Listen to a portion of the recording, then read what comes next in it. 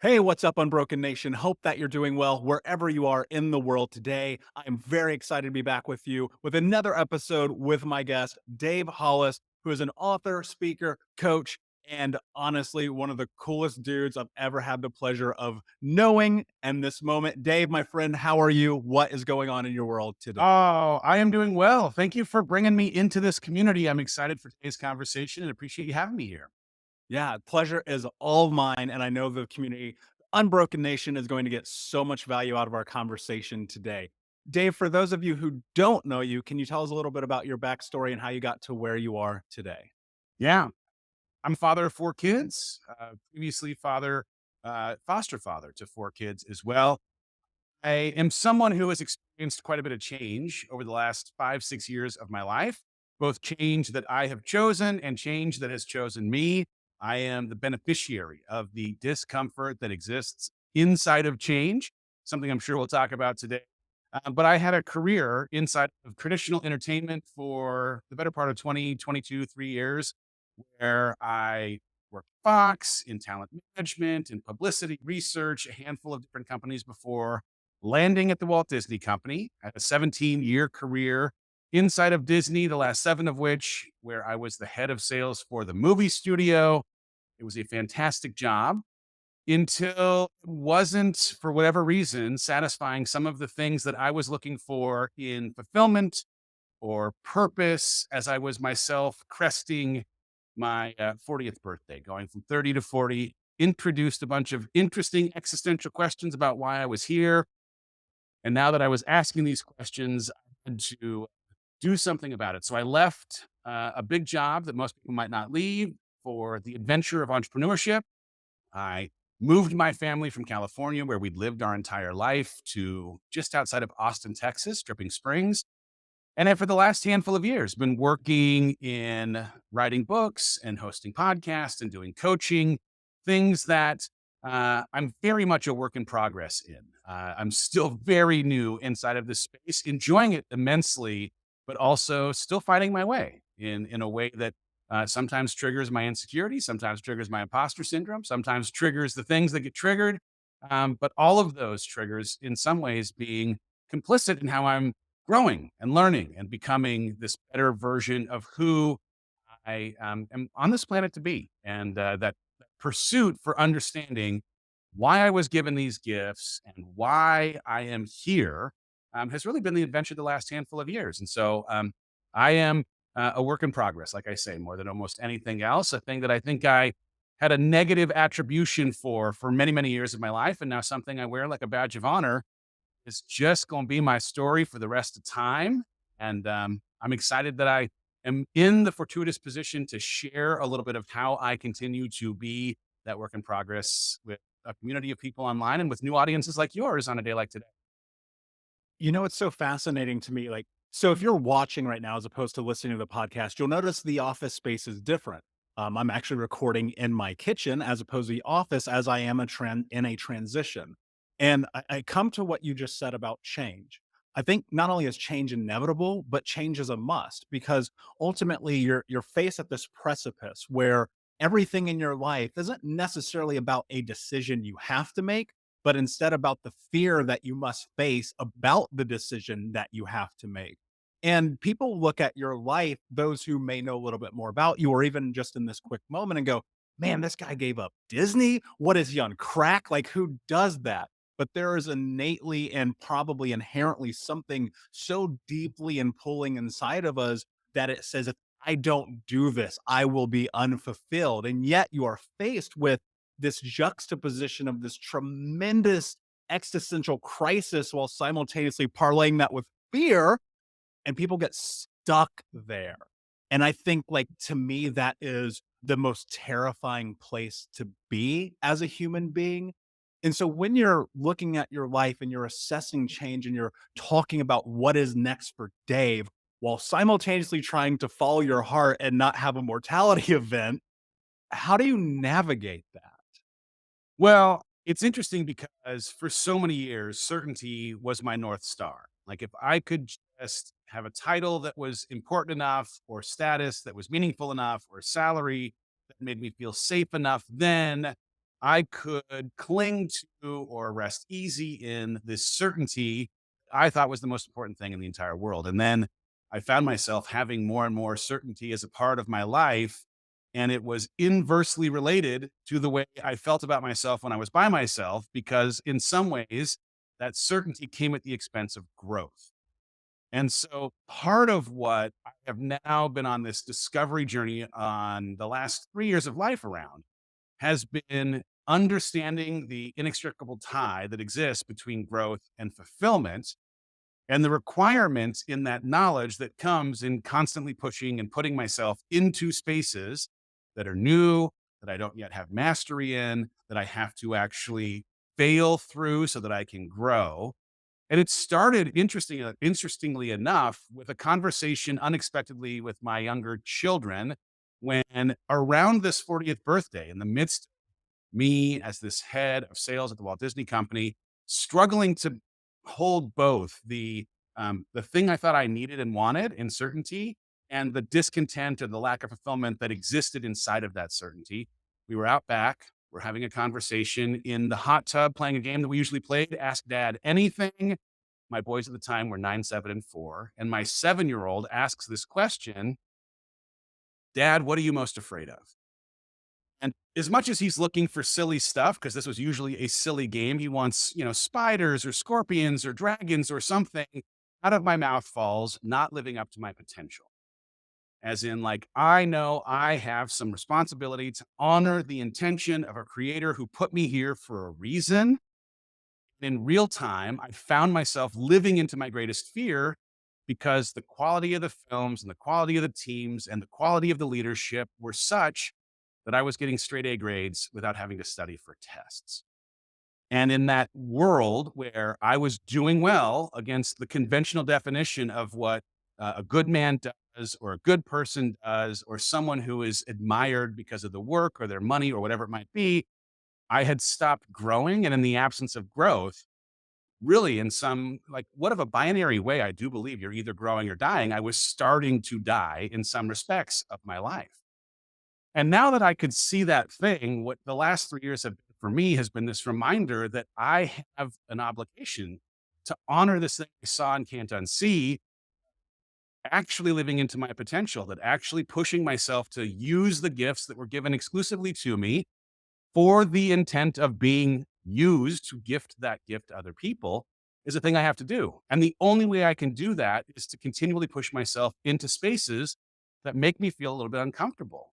And what's beautiful in a world where change ends up being a constant, I said at the beginning, like, change has either been a thing that I have chosen, making this decision to leave so that I can manufacture growth, a thing that I know I need in my life, or change has chosen me, where unforeseen things or thinkable circumstances, end of my marriage, end of a business that I'd been running and operating with my now ex-wife, were things that actually acted as a catalyst because of that change, not in spite of, for me to dig into who I was now going to become because of who I had to be in working through the adversity of change that I wouldn't have necessarily been interested in, but that I was the beneficiary of for having gone through it.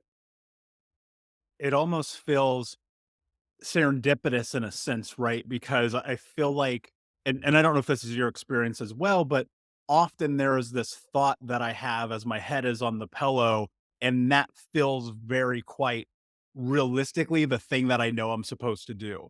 And if I ignore that thought, it's almost like trying to climb Mount Everest, like Wim Hof style. Like, it's almost impossible. You can do it, but it's going to be really, really difficult, and it's going to take from you more than you are ever given, because you're basically living a falsehood. And I think one of the things that's fascinating about your journey and what you said is, even being, a few years into this side about coaching and speaking and authoring, still facing that part of you where it's like, oh, is this really who I am? Is there imposter syndrome? Is, limiting self beliefs, things of that nature? And what I'm curious about is, in that, and this will be a very personalized question, I think, for me. So I apologize, Unbroken Nation, but I really have to ask this. How do you navigate those experiences of self discovery while wanting to impact and empower the world, while simultaneously figuring it out for yourself in real time? It's tough. And I'll be honest, like this is a thing that I am working through every single day on the regular because in so many ways, my journey of discovery and the attempt to capture the things that I've discovered for myself in a book or a podcast or in coaching is a reflection of my journey. One that is still very much playing out in real time. Like I am still learning things that make me both teacher and student at the same time. And so the one thing that I think ends up being a little bit tough for anyone who feels called into a space to help others or to share their experiences is the danger that in some way, especially with the hyper curated way that social media tends to represent a best case scenario or a curated version of everything being great. Trust me, it's fantastic. Life isn't that way. Like struggle is part of the journey. It's nonlinear. I have 3 great days and then I have a hard day. And the weird thing about trying to teach while you're also trying to learn is that you don't want to be caught being placed on a pedestal that has anyone thinking that you've got it all figured out because all of us are that work in progress that I describe myself as.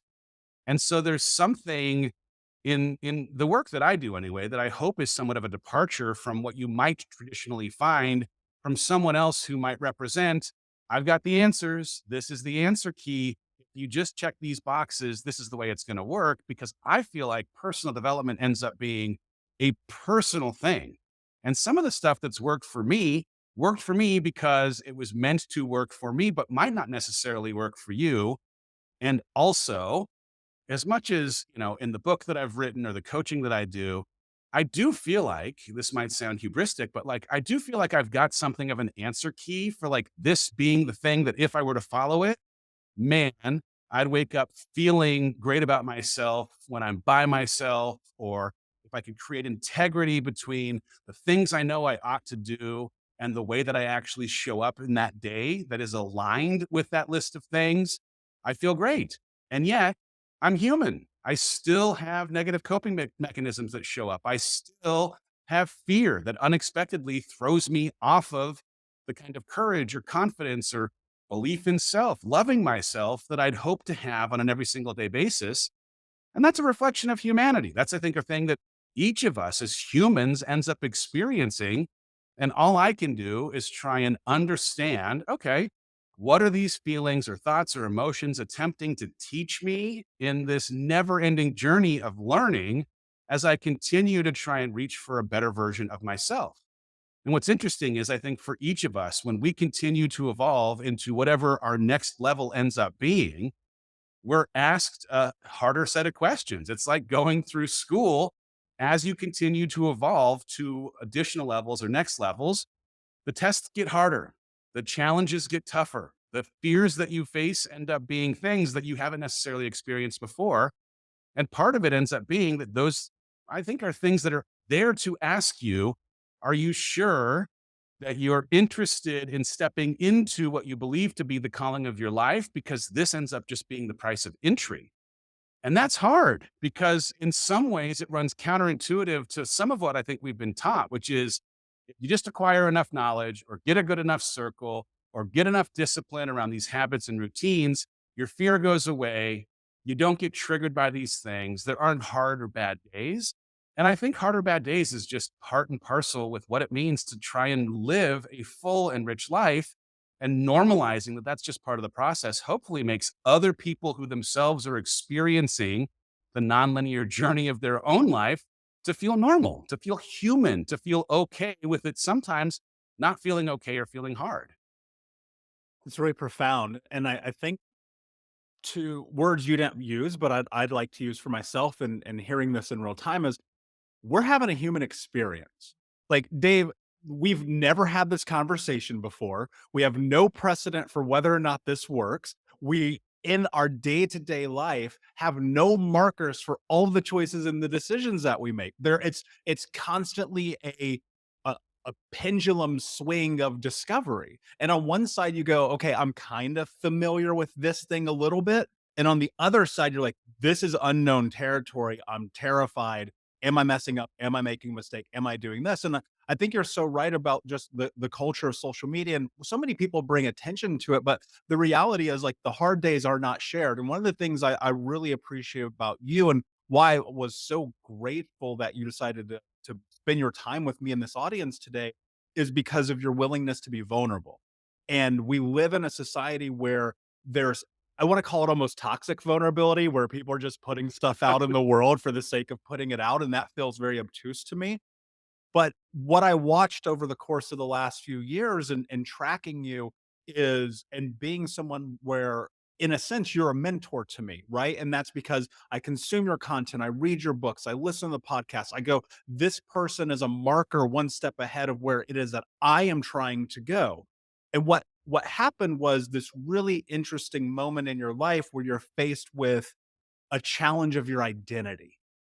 And what I'm really curious about, Dave, is in that moment and in this experience where you're like, this is who I think I am, and suddenly curveball, how do you build yourself or reclaim yourself or create yourself or put yourself in a position where you can become the Dave that you are today in consideration that you thought you knew who you were going to be? Oh man, it's such a good question. And if there was a theme in any of what has been a tumultuous and beautiful, like the best and hardest years of my life in these last five, it's been identity shift and change because I, for so many years, had that corporate identity, that Disney thing as a part of who I was. It was the first thing I might introduce myself as in the midst of a cocktail party or regale people with in my family when we gather for Thanksgiving. After leaving that, there were things in my marriage where I identified primarily as husband to her in a way that once the marriage ended, I had to ask the question of who am I now that I'm no longer who I've been? And I think a lot of times that's what the questions of identity and shift end up asking. Who are you if you aren't the modifiers that you've previously used to identify yourself? And a lot of what I had to do, and I think what a lot of people have to do is like make peace with what ends up being a blank piece of paper that is handed to you in the midst of shift, right? That piece of paper is your invitation to write down what your future looks like now that it no longer looks like it did. And that exercise is equal parts exhilarating and terrifying. The beginning, it tends to be more terrifying over time as you confront your fears, reignite your imagination. It can become something that is more exhilarating. But there is when you can make peace with what was and now accept that you are the captain of your ship, the master of your destiny, whatever you want to say, that there's freedom and allowing yourself to now write out whatever you want, whatever you believe to be the calling from a creator or the intuition that you've maybe not listened to necessarily, but now you're going to pay attention to because it's time. Things that were are gone, things that will be are now in your control. And in the agency that comes in deciding who you want to be now that you're no longer who you've been, it can be something that just is powerful.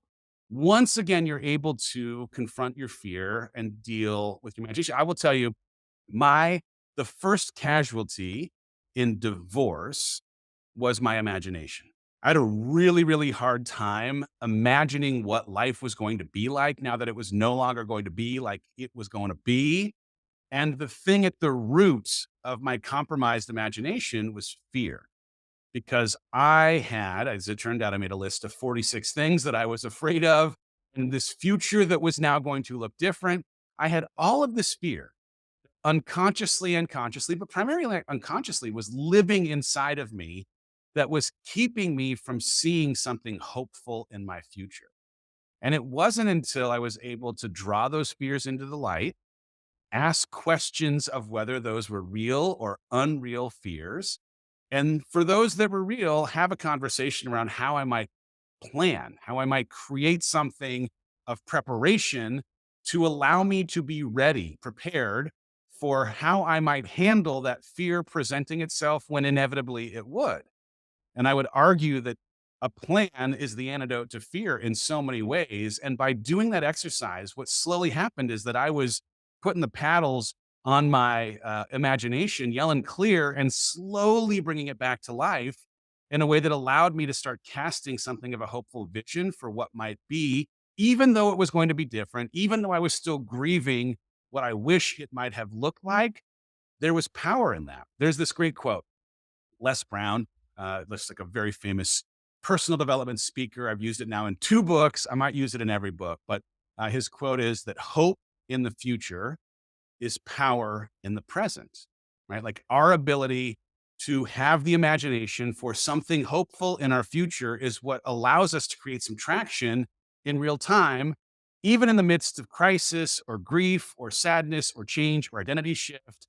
We have to be able to have something hopeful that we're excited about. But often we allow the circumstances of our present to cloud our ability to cast that hopeful vision. So it really takes some hard work of reconciling what it is that we're afraid of, what we worry our change in identity might mean to other people or to ourselves, to our ability to love ourselves or have confidence in ourselves.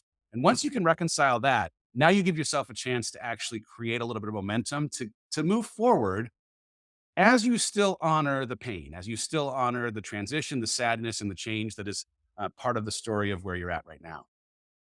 In that reconciliation, how much of that, let me rephrase this.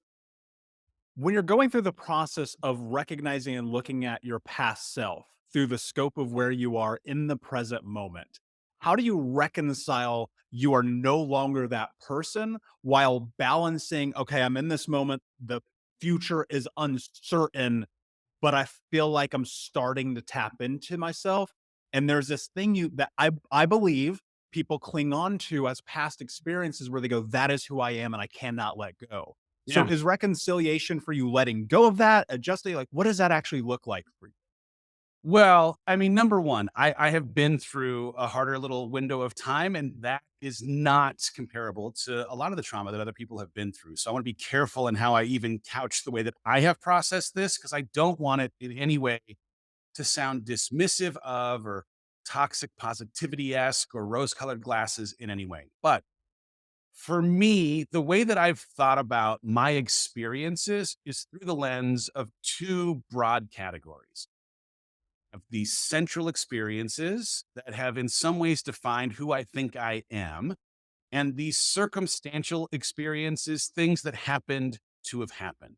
They are a part of my story, they are the color commentary of my life, but they don't define who I am. And when I think about my central experiences, think of like Inside Out, that animated Pixar movie. Right? There are some things that are formative in our history that have been attributed positive or negative feeling. And those attributions inform in many ways who we believe ourselves to be and what we think ourselves to be capable of because of that positive or negative attribution. And I just know for myself, as much as I have had some experiences that I wouldn't have liked to necessarily go through or that I wish hadn't necessarily happened, they happened. And acceptance is part of, understanding who I am, but also asking if there is a way for me to frame those experiences in a Tony Robbins-esque kind of way as being for me, not having happened to me. That's some of the hard work that happens in therapy, in conversation with God, in community with close friends, on a rock in nature when I am meditating, trying to find a way to say, hey, I know at the end of 2019, I made this really bold declaration that 2020 was going to be my best year ever. And what I didn't appreciate in going through divorce and transitioning out of a company I'd helped build, I didn't appreciate that I didn't get a say in the conditions that would bring my best forward. And as much as I am not interested, like most people are not interested in reliving 2020, I was able to, in this kind of an exercise, find a way to create positive attribution for some of the hardest things that I've had to go through as the catalysts for why I now believe myself to be stronger emotionally and mentally and physically and relationally and spiritually, right? Being forced to your knees made my strength in my God and my faith that much bigger. Being challenged to understand why I think the way that I do, or spending as much time I did with a therapist, made me stronger emotionally and mentally. Spending time with people that I cared most about, or being forced to walk alongside the trauma that my own kids were experiencing, in the end of their parents' marriage brought us together and created a bond that's stronger today than it was before. Getting out and running or being in a gym and getting physically fit was training me to understand how strong I could be, even in the midst of hard times. Right? All of these things were a byproduct of attempting to create positive attribution for something that was hard in my life. And the beauty that has been part of my story, and hopefully it's a thing that someone who's listening today might be able to spend a little time on. There are times when things that were a formative part of my identity, a central experience, became, because of the deconstructing of the pieces that I'd afforded weight to, circumstantial experiences because of time and perspective. And it doesn't mean, again, that I'm looking to dismiss that, man, you didn't deserve it. It wasn't fair. That trauma is something that you still need to honor and spend time in therapy and community and grieve. But also, if we're able to see these things as maybe the reason why we're the warrior now that can handle whatever comes next, or stronger because of having survived them, or if over time we're able to release ourselves from some of the weight that we have assigned to them in a way that make them things that happened to have happened, but don't get a say in who we are, we now are the authors of what of our experiences define us. And it's hard work, it's long work, it's complicated work, and it's work that, for me has been a 3.5+ year kind of journey that will likely never end as I continue to try and define how putting myself into situations that sometimes introduce pain or trauma or grief are things that are ultimately going to be part of why I've become who I'm known as at the end of my life. It's very beautifully said. I tell people all the time, this healing journey is a forever journey. I came to the conclusion of that one spring day in my therapist's office after the 500th straight Wednesday in a row, sitting there watching the rain trickle down the window and looking at him and going, I don't want to do this anymore. I don't want to be here. And I'm so tired of this thing. Right. And him just going, the reality is that some people have to accept their reality, acceptance being this really powerful word, that this is life. And that's not necessarily a bad thing. But I, Yeah. I think, and one of the things I want to pull to here is I think, especially as men and men in America, this idea of therapy and working through trauma, people, even still, even in 2021, as we head into whatever's next in the future of our lives, there is still this really gross nomenclature around it about weakness, Yeah. about you're not a man, about you cry. Dude, there's a Adidas commercial that comes on with the old guy running where he's breaking out of the hospital. It's like I break out just busting out in tears, right? But there's this stigma that still exists around toxic masculinity. What was your experience like stepping into therapy as this person who was in a phase of self-discovery in which you were? Yeah. Well, number one, I mean, I even wrote this line in my book. Like, I have had a Cal Ripken-esque streak of consecutive crying days. I am all for the expression of emotion, and I am not ashamed in any way about crying. Um, I think one of the strongest and most important signs of strength is the willingness to get help. And as much as it runs counter culturally sometimes to the definition of masculinity or what real men might do, I know the kind of breakthroughs that I have had in therapy as an accelerant to my healing journey. Not to say that, oh, I'm never, like I'm out of grieving or I'm not still healing from some of the things that I've been through. I just know that I've been able to process things in a getting a bit of an answer key kind of way because of the gift, the benefit of having an objective third party challenge why I think the way I think. What's interesting for me is as much as I'd been in therapy off and on, I mean, not even off and on, consistently for years prior to the end of my marriage, at the end of it, because identity was such a big thing that was shifting, I intentionally went and tried to find someone who might support me in the concept of self. Like, who am I now that I'm no longer who I've been was my big question. And I found a therapist that specialized in something called internal family systems, where you get to be, as self, the observer of your emotions and your thoughts in a way that disconnects you from them being who you are. That was so much a gift, right? Like the idea that I'm not my thoughts.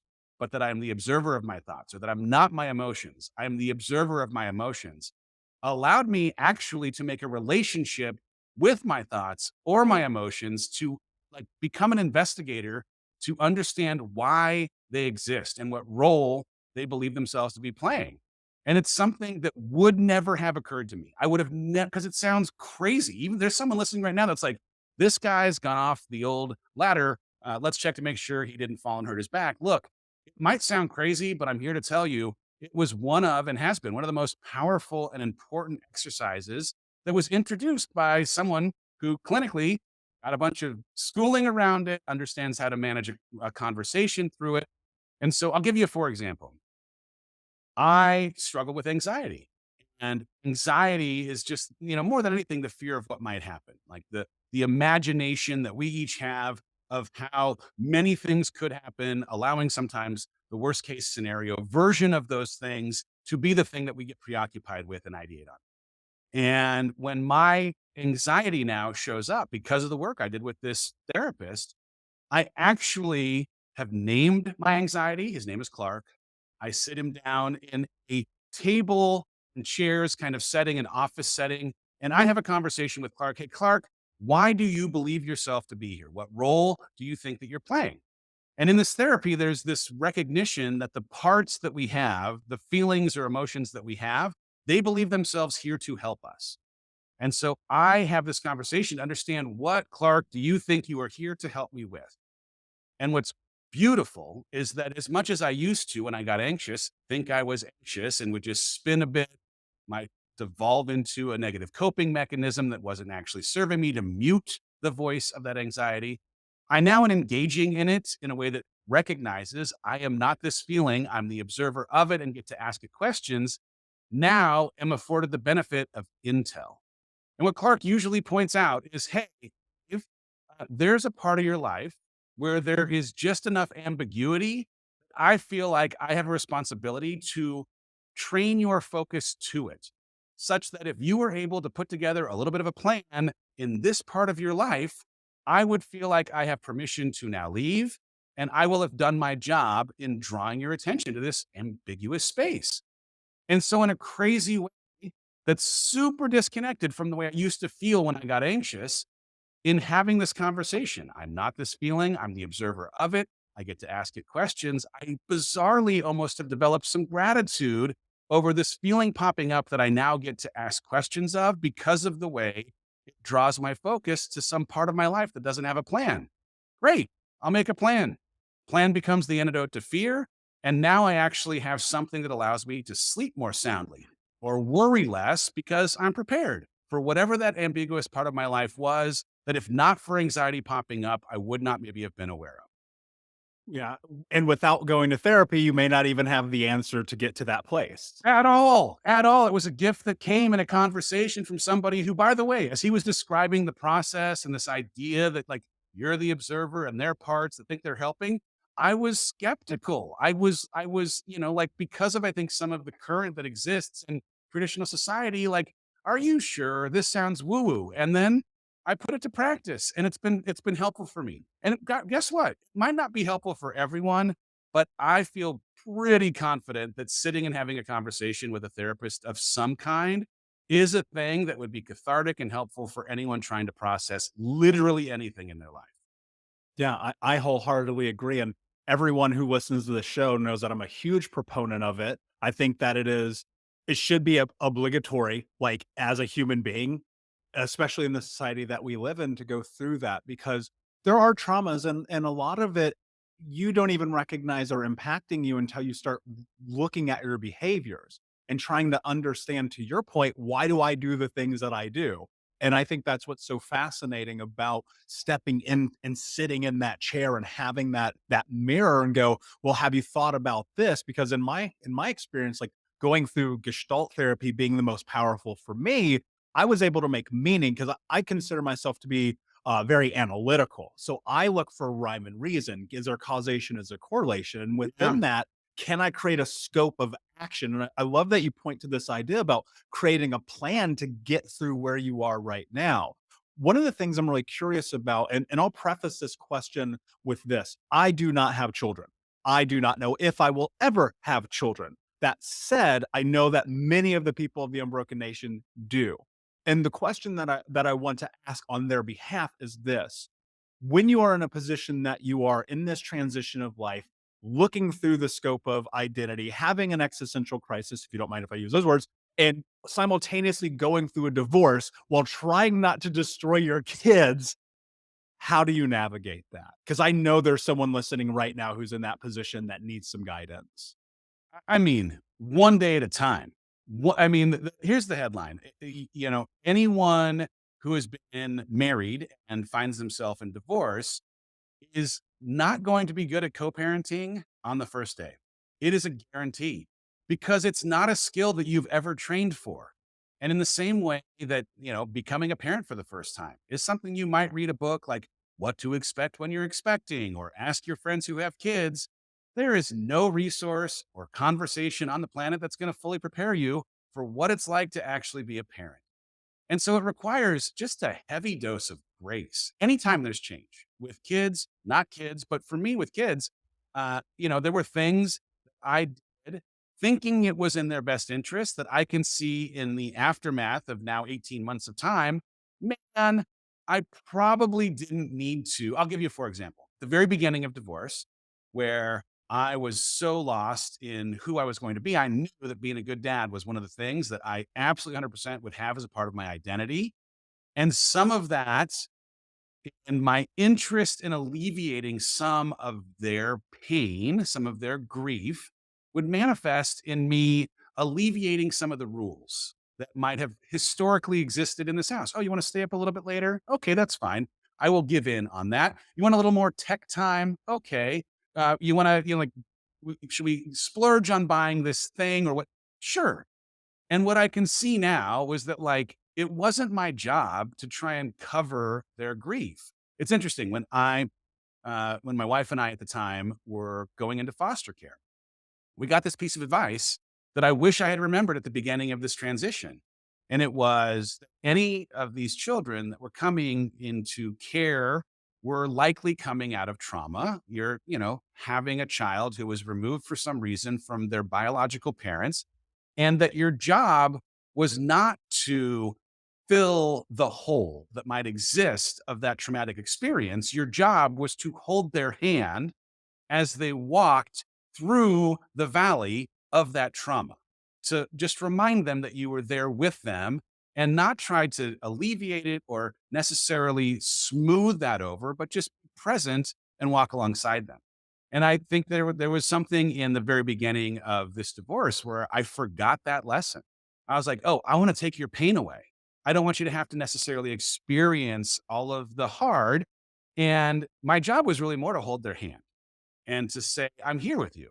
If, anything, my experience in my own therapy, where I'm making these relationships with emotions and honestly having conversations with them about the way I was discovering a relationship with sadness or grief or anxiety, in some ways it created an empathy bridge that afforded them the same opportunity to share with me what their feelings were trying to tell them and how they were being presented with things that they had not yet previously experienced. Um, I guess the other thing I would say too, we wildly underestimate the resilience of our children. Like my kids are amazing in so many ways, but part of what makes them amazing is the way that they have also themselves adapted to what ends up being a new normal.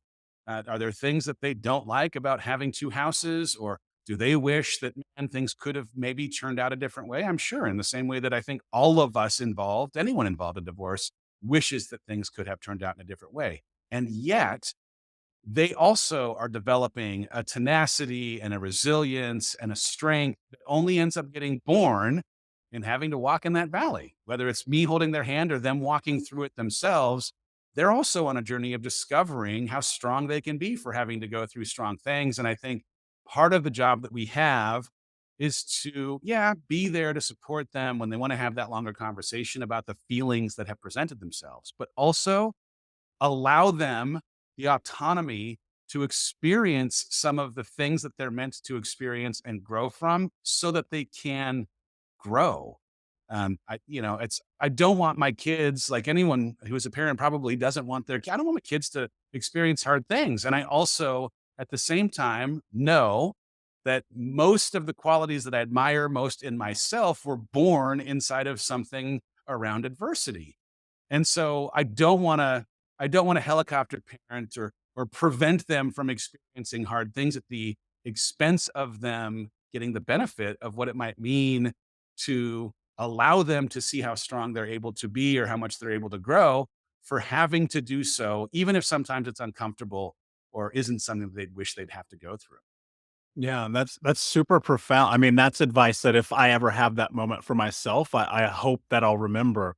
And I hear in that a lot. And again, not to put words in your mouth, but just letting go and letting people, your children who are people, have this experience because you understand that it's going to be profound in ways that are immeasurable. And I think there's a lot of power in that because it's easy, I think, especially when you are a giver, when you're a healer, when you are a person who wants to leave an impact on the world to make it better. You're like, and part of me, I'm in real time, I'm thinking about this. I'm going like, am I a control freak sometimes? Do I need to like let go so people can go and figure out the things because I can't control the future for them? And I was lucky enough at a Tony Robbins event recently to have one of my brothers. I took them with me to UPW, and one of them said, "Dude, you are a control freak." And I was like, ah, I knew it. You're right. I gotta let go. And in that, what I was thinking about was really funny because, again, it's serendipity. I was listening to your book on the way back after that trip, and you talk about ships leaving the harbor. And there's so much about letting go in that. And so what I'm curious about, Dave, is what is letting go for you? What does that mean? And why has that become so important in your life? Well, I think, it starts with just the recognition of this illusion of control. The idea that we, in some ways, can architect the next thing that's going to happen in our life is hubris. It's ego. It's not a thing for real. And the sooner that we can appreciate that we have an opportunity or responsibility to prepare for how we will react to the things that happen, but do not have control over the things that do, is an act of surrender, right?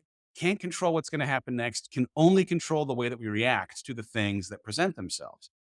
I think there's also something interesting, at least for me, especially in the last like 18 months.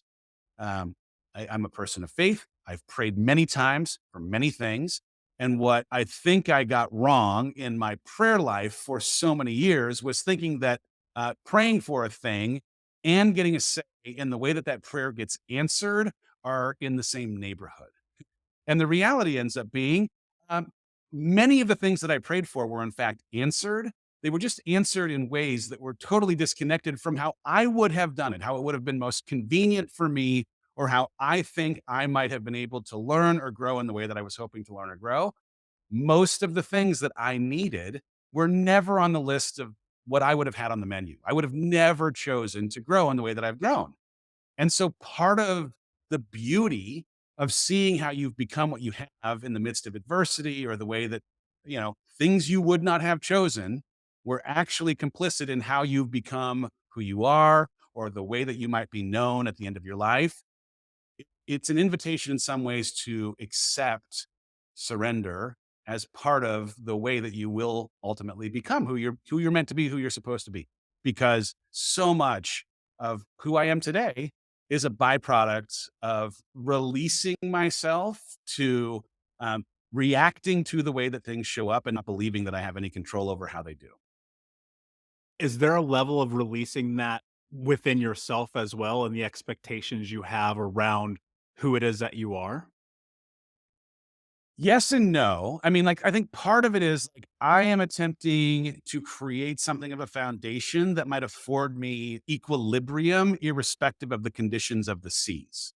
So, like, I'm trying to stay super focused on my health, my mental, emotional, relational, spiritual, and physical health.